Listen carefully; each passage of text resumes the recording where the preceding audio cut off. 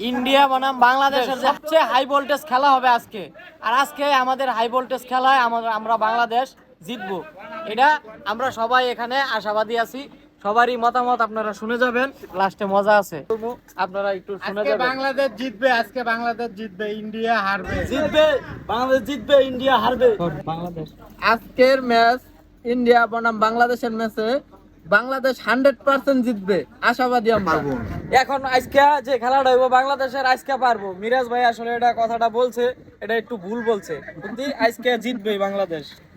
বাংলাদেশ আজকের যে খেলাটা আছে এটা বাংলাদেশ জিতবে ইনশাআল্লাহ। এই কারণে বাংলাদেশ নিশ্চয়ই জিতবে। বাংলাদেশ জিতবে, বাংলাদেশ বহুত আচ্ছা টিম। বাংলাদেশ জিতবে ইনশাআল্লাহ। আজকের খেলা অবশ্যই জিতবে বাংলাদেশ। জিতা উপলক্ষে এই যে রাব্বানি ভাই কিছু বলবে।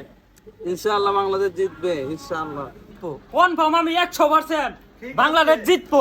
বাংলাদেশ হারবে, কোনো চিন্তা নাই।